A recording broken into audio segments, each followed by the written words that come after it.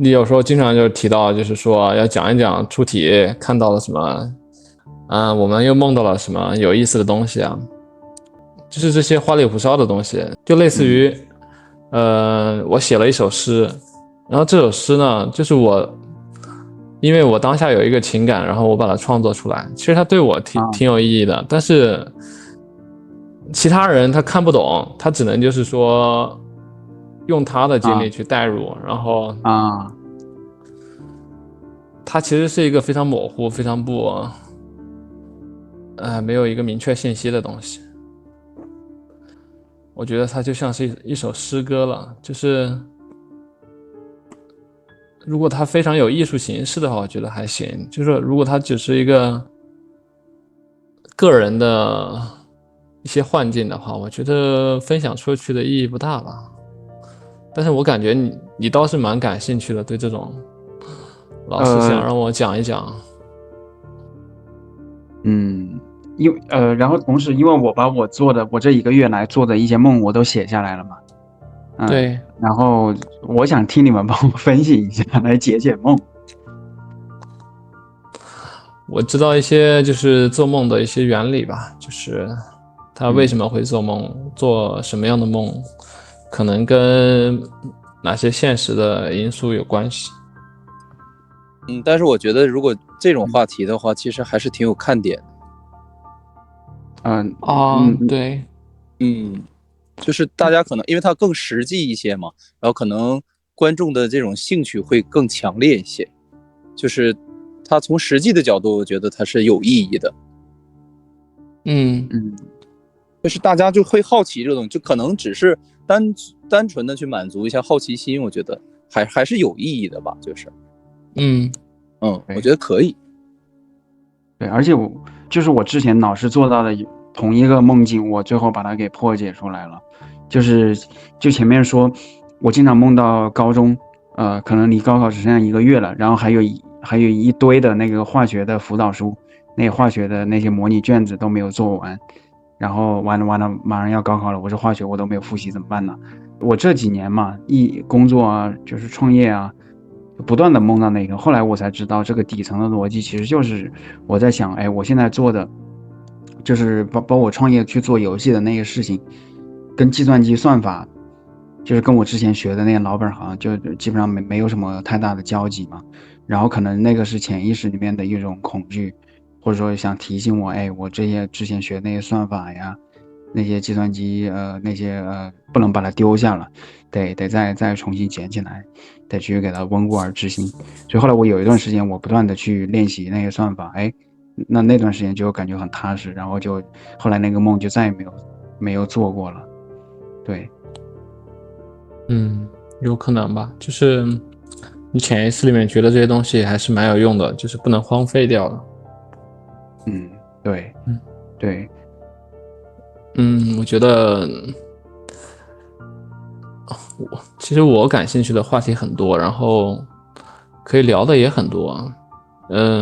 就比如说我最近跟那个 AI 聊嘛，就是聊就是博弈论里面的一个东西，就是零和博弈和那个正和博弈的一些问题，就是我们这个世界我就想探讨，就是零和博弈是一个底层的逻辑，还是它只是一些极端的情况？然后跟 AI 聊了一下之后，感觉聊得挺好的，就是如果我们聊这个话题也挺有意思。我们聊这个话题之前，我先来把那个外星人的观念，就我自己的一个观念，我可以分享一下。就是它就有点像我们站在一条铁路旁边，然后去看，怎么没有火车呀？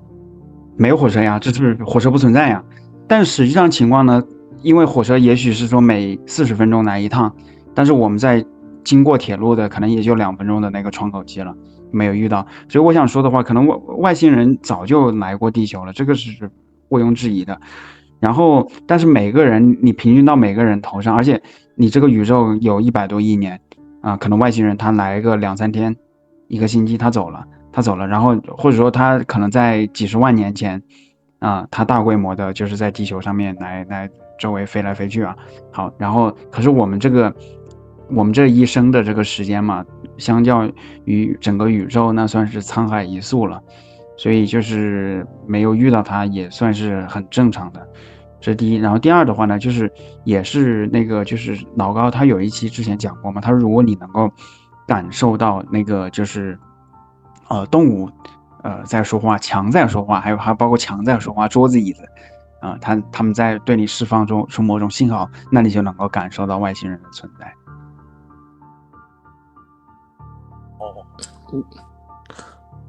我看很多那个，就是有本书叫做那个《天才在左，疯子在右》嘛。瓦尼卡，他就是他采访了很多的精神病人嘛。就这些精神病人，他们好多都看到过外星人，然后跟外星人也有交流。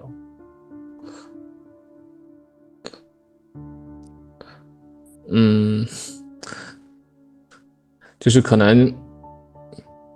外星人有的可能跟咱们不是在一个维度，还有的就是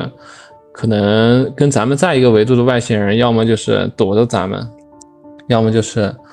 只是跟特定的一些人接触嘛，就比如说跟国家元首啊，或者说是领导人啊进行私下接触嘛。因为就是类似于这个东西就是对咱们绝大部分人的世界观是有冲突的。对，就是我们这些普通公民，我们的底色可能接受不了外星人这种存在。就是外星人一旦进入咱们这个视野里边，可能很多政治上啊，或者说社会稳定啊，都会发生很多变动，无法管控吧，我觉得。对，反正我就是想寻求刺激，我就觉得如果说正面接触外星人的话，或者把我带上飞船啊，溜达一圈啊，我就觉得我的生活就没有那么无聊了。甚至我有的时候有点期盼那种就是像世界末日那种感觉，我就觉得就想活在电影里那种比较刺激的那种情节当中，觉得现实有点太枯燥了。太枯燥了。对，我感觉身边好多人都有这种想法呀。就比如我女朋友，她就经常想什么时候世界大战呀，要么就是谁赶紧扔个核弹把大家炸一炸呀。这个大家觉得就是可能就是生活的比较焦虑吧，然后可能压力比较大，然后觉得可以转移注意力。对，需要一个转移注意力的方式来消遣。对，有点这种感觉。对，对，我觉得我之前读初中的时候，每次去经过学校，我都希望有恐怖分子能够把学校给炸了。然后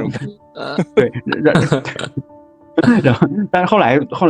后来好像去了印度之后对，去印度的时候也有过。我想哇，印度政府你这个办事效率那么低，各种就是违规建筑、违章建筑，然后他那城市的街道那么脏乱差，你让居民去拆迁嘛？有可能他搬个3-5年他都没有搬完。我就是想，那干脆就直接通知整个城市所有的居民，3天之内1颗原子弹会丢下来，你们所有人都赶紧撤离，赶紧疏散，然后在他废墟上头给他重新盖成那种很整洁的那种摩天大楼。对，然后你说那个就是刚刚好像 Leo 还是 Kevin 说那个外星人他会对人类的社会造成那个不稳定，我觉得有点类似于你想象，假设是一只蚂蚁，我们在一个巨大的蚂蚁王国里面。好，你根据我们那个蚂蚁王国的那种就是天然的灌输的观念嘛，就是有尊卑啊，我们是公蚁，这是公蚁，这是兵蚁，有蚁王有蚁后，我们得每天辛勤的劳作搬运粮食，去为那蚁后产卵而服务。好，可是呢，其实旁边有可能就是周围就是部落就有人类啊，那个人类他其实随时他可以过来，他直接一泡尿把整个蚁穴都给淹了，或者他直接一拳过来把你所有的每一只蚂蚁他都可以，他想踩就踩，想碾死就碾死，或者他想给你提供食物，他想来帮助这个蚁穴也行。好，那你如果是说对于那个蚁穴的那个就是那个蚂蚁王国的那个当局来说，对于他创立的那一套那个层级架构，他对于以后来说，那本来你们这所有的小蚂蚁，你们都是我的人，你们都是我的兵，都是我的附庸，对吧？结果后来有一个更高位的一个存在，他对所有人有生杀予夺的大权，那我的这个权威还从哪里来呢？对，所以不复存在了。对，所以这就是为什么说官方他都避免说会有那个外星人的存在。我觉得官方跟外星人肯定就是这种上下级的关系吧，就是外星人肯定老早就在了，只是因为他们本来就是没必要深入到基层嘛，他们跟上层对接就好了呀，他们有人类代管其余的人类就好了，他们可能会在一些比较特殊的事件，比如说核弹爆炸呀，或者说是火山喷发呀，或者说那种特大型自然灾害呀，他可能会来视察一下。绝大部分情况下他可能就不会出现，他有更重要的事情去做嘛，我们就相当于是一个小部门，他高层的领导一点都不在意嘛，就像类似于一个县级部门的这种单位里边，他不可能这个国家元首经常来。对，而且他们应该有那种不干预的一些原则，就是对，他有这种层级嘛，就是他不会轻易来，如果他来的话，他一定会提前做好准备，就是他不会说是突然出现啥的。但是我好希望他们就是过来搅和一下呀，就是我觉得好刺激啊，这样。除非就是对，我有点那种叶文洁那个心理，想按一个按钮。你也看三体啊？天，对，我想把地球暴露出去，然后让他们都来，我想这样，我觉得很刺激。我觉得有这种可能性，就比如说另外一个阵营的，就比如咱们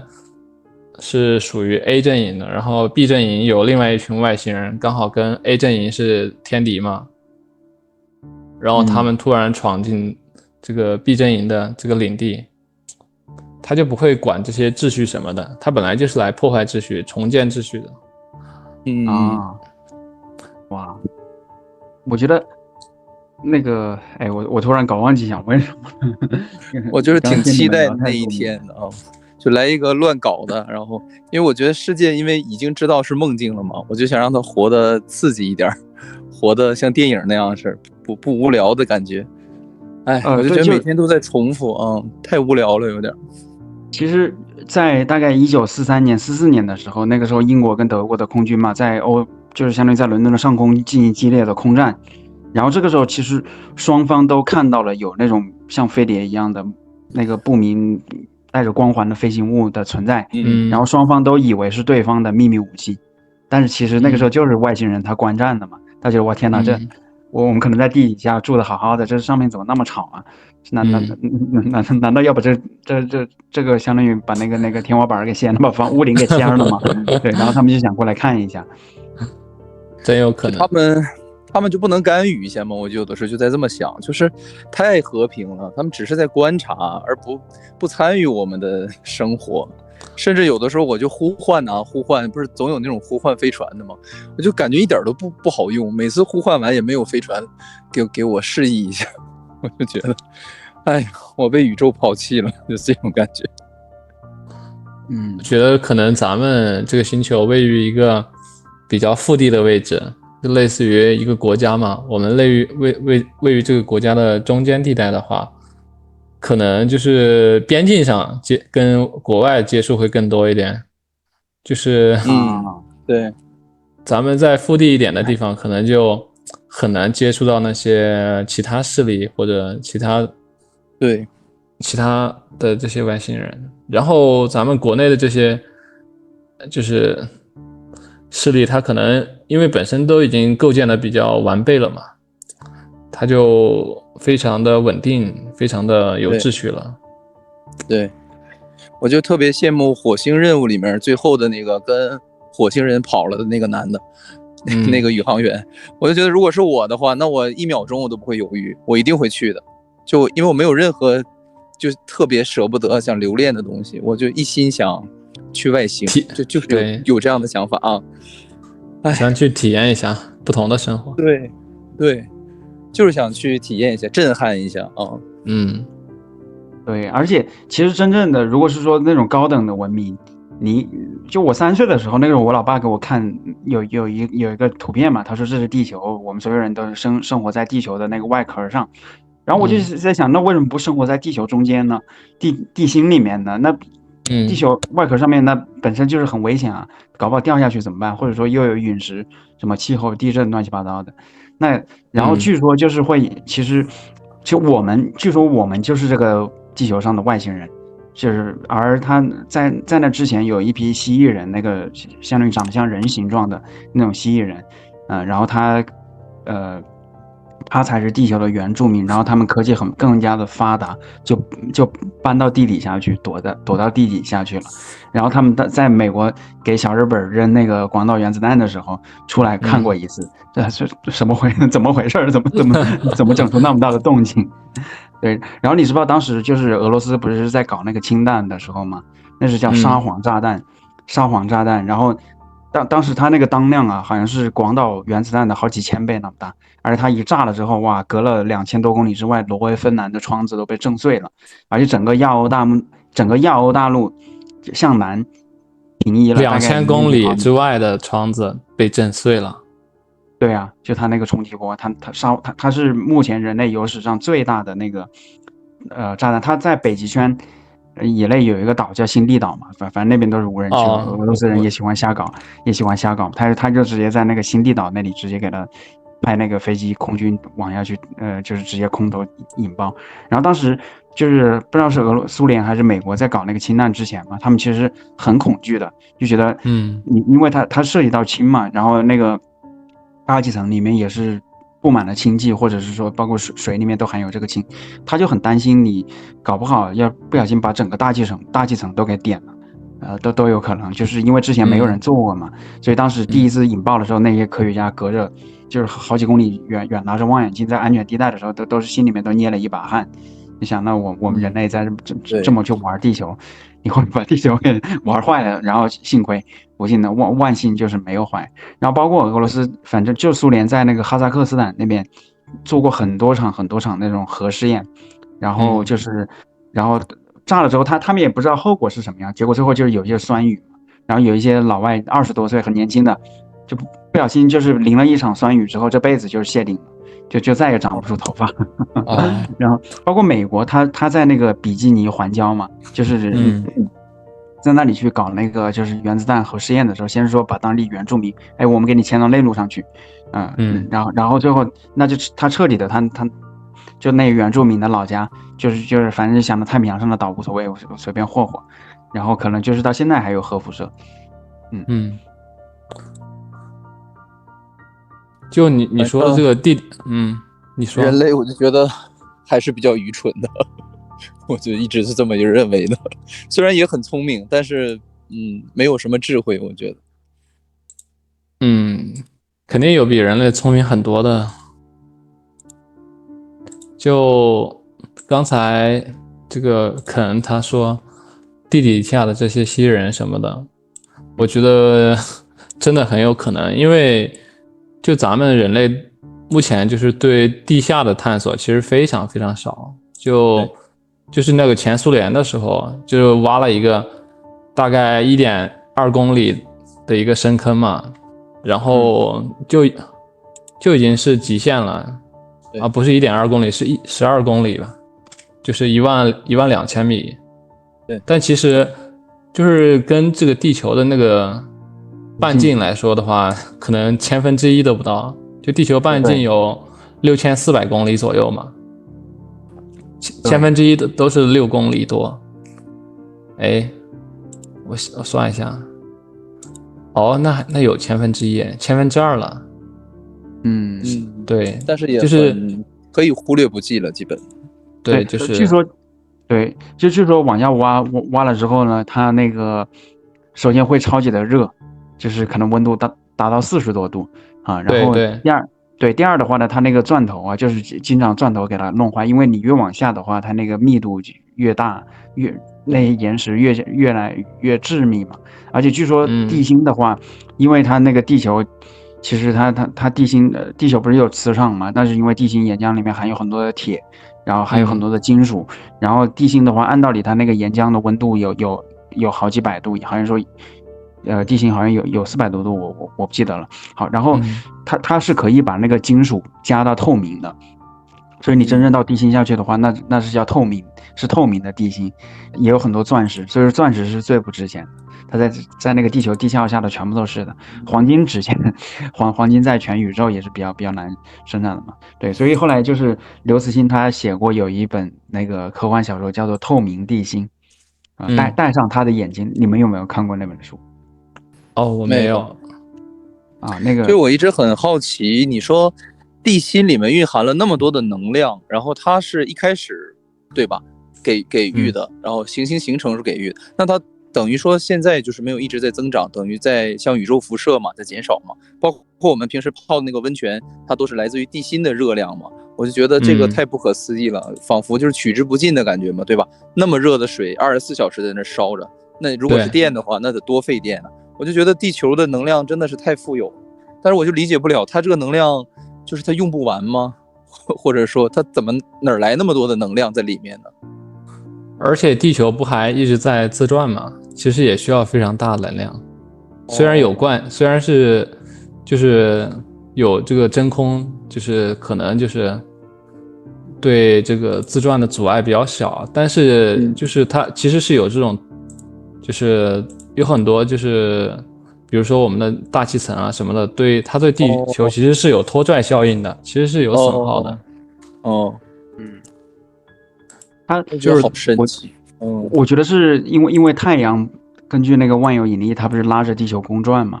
然后公转的话，你这么一拖一拽的话，它会让地心相当于受到一种轻微的挤压，然后挤压的话，它就持续不断的会有能量嘛。包括就是说在那个太阳系上，除了火星以外，还有一个木卫2。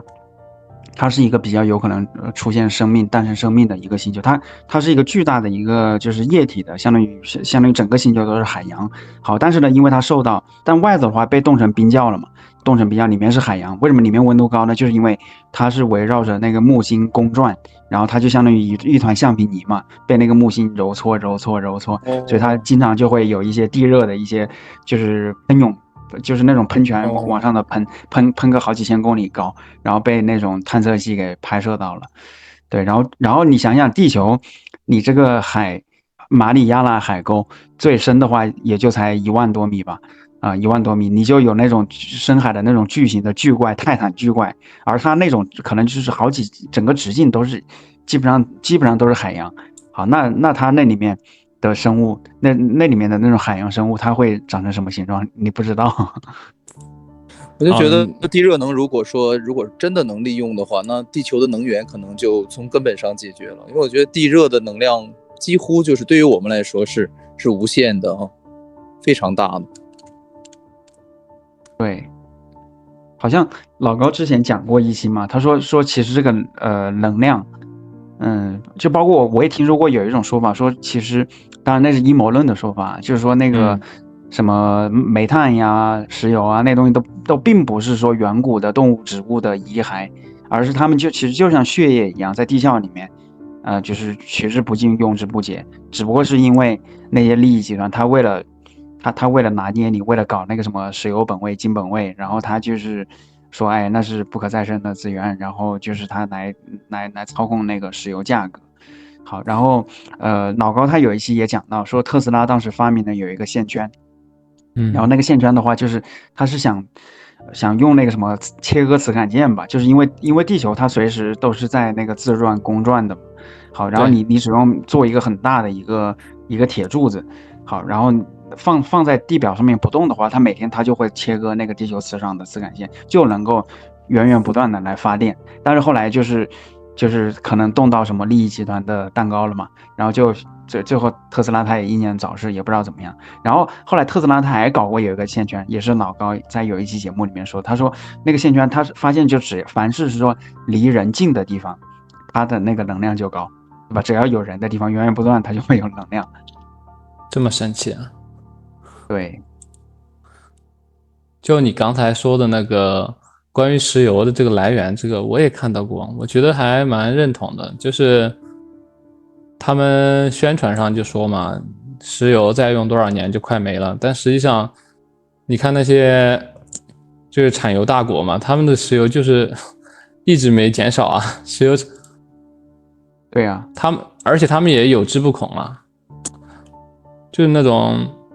我觉得有可能的，因为就是地球内部它一直是流动的嘛，那些就是矿物质什么的，在地球这种流动挤压的过程中，有可能就是会产生这些石油这些副生物，就类似于，因为地球本身它的体量非常大嘛，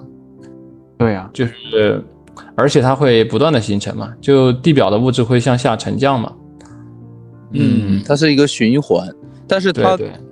肯定是有机质转成的，它不可能是无机的这种矿物质经过高温高压变成的，我觉得那应该是不可能的，因为石油它毕竟是一种高分子的有机物的一种形式嘛，所以它可能还是确实是有机质的，经过一些极端的环境下变成的，但是不一定是说像官方喂，怎么Kevin没有Kevin 的声音有点不见了啊？是不是这个软件有什么问题？应该不是吧？还不是显示还有2分钟吗？待会儿让Kevin再开一期。对，有对，然后对，这个我再回听，我刚刚忘记他说到哪儿来了。对的，就是对，你是在哪儿听说过那个就是石油，它其实是可再生的？喂，你先联系一下 Kevin 吧，能听到吗？我听到了啊，刚才断了一下网络，因为我在外面用的移动网啊，刚才断了一下。你是不是上电梯等电梯？没有，要不咱们重开一个吧，反正这个也就只有1分钟。对，好，那Kevin你看时间快到了。